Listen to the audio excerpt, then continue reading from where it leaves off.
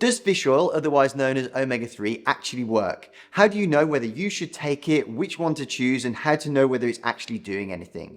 I'm going to take this 5-question framework that helps people work out any supplement and whether it's right for them and apply it to fish oil to help you decide. So firstly, what are we trying to actually achieve with omega-3? Is it to improve our health span or our lifespan?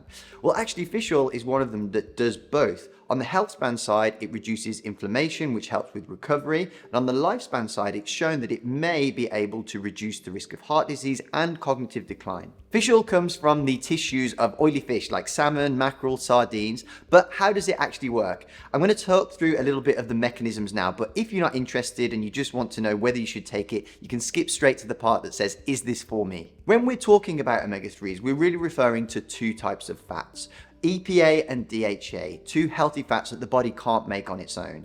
EPA is involved with heart health and inflammation, whereas DHA is responsible for brain function and cell membrane integrity. The body can make a little bit of these from plant-based omega-3s. However, the conversion is incredibly poor, about 5%, which is why it's so important to get our omega-3s from fish and fish oils. The benefits of omega-3s work in many ways. Some are more important than others. The first is inflammation. Now, omega-3s work on something called the COX enzyme. That's the same one that ibuprofen and paracetamol target, whereas they block it. Normally what happens is omega-6s are different types of fat. They stimulate it and cause the release of inflammatory agents. Now what omega-3 does is actually competes with the omega-6 for that COX enzyme and actually blocks some of the omega-6, causing the inflammatory chemicals to be released, but also it releases some anti-inflammatory chemicals in the form of resolvins and protectins as well. Second, fish oil helps how we handle fats. Omega-3s help the breakdown of fats in the liver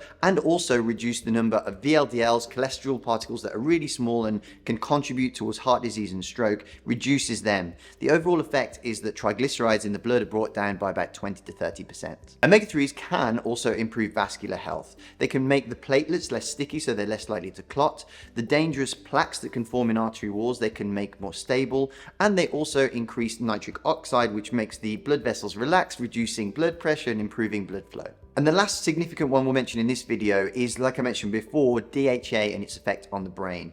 It really improves the neurons, so the brain cells and nerve cells, their lining, which is called the cell membrane. It keeps those cell membranes incredibly flexible, so when they have chemical signals go between, called neurotransmitters, it makes that run more smoothly. It also helps regulate brain signaling chemicals, neurotransmitters like serotonin and dopamine, things that help with mood, focus, and cognitive performance. Lower DHA levels have actually been linked to depression, slower processing speed, and faster cognitive decline. So it's important to maintain not just from a heart health point of view, but also to stay mentally sharp. But if you want to know if something is actually working, as I say to all of my patients, you have to adopt the mindset of measure, implement, measure.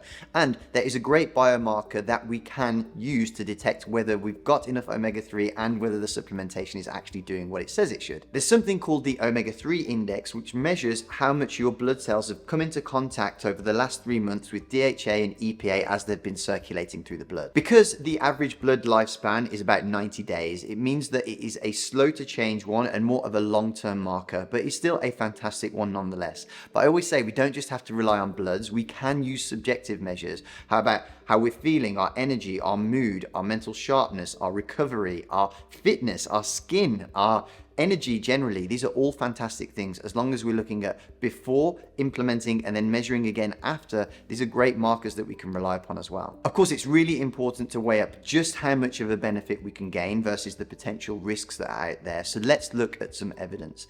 This meta-analysis in the Lancet, looking at multiple studies in 150,000 people, did show a significantly reduced risk of cardiovascular mortality. This observational study linked long-term consumption of omega-3s with a 20% reduction in Alzheimer's and cognitive decline. However, it's an observational study, so we can just prove that there's an association rather than a causal link. But although that Lancet review was big and revealed significant improvements, not every single study agrees, unlike this Ascend one and Vital one, where they showed that there was either little or no improvement in these areas for healthy patients. But of course, we have to take the potential benefits from these with the also potential risks that can occur.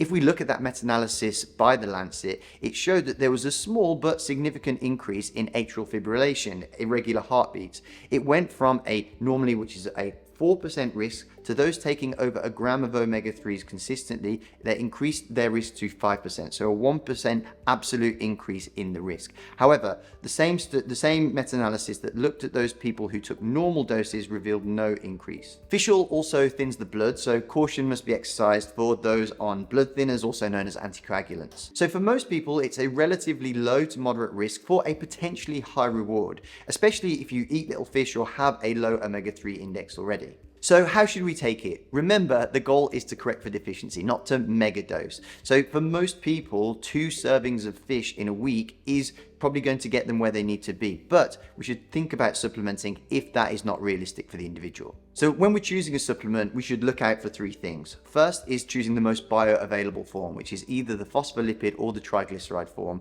rather than the ethyl ester. The second thing is that we want it to come from smaller fish like sardines, anchovies, mackerel, because they consume less of the nasty stuff that's floating around in the sea. The third thing is we want to make sure that they're of good quality.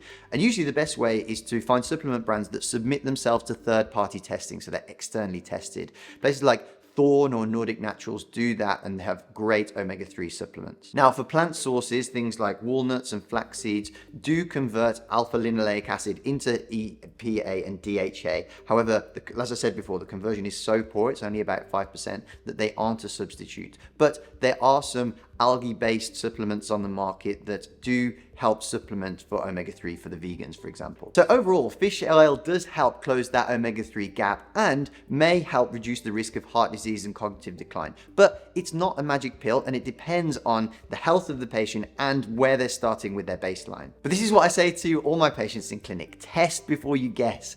If your omega-3 index is low, then you may well benefit from supplementing with fish oil. However, if your levels are good and you get it from your diet, then maybe you don't need it. For more help with supplements, you can do 3 things. The first thing is you can watch this video where I provide a framework for how to assess any supplement and whether you should take it. Then I do the playlist of me doing breakdowns like this of individual supplements to help you decide.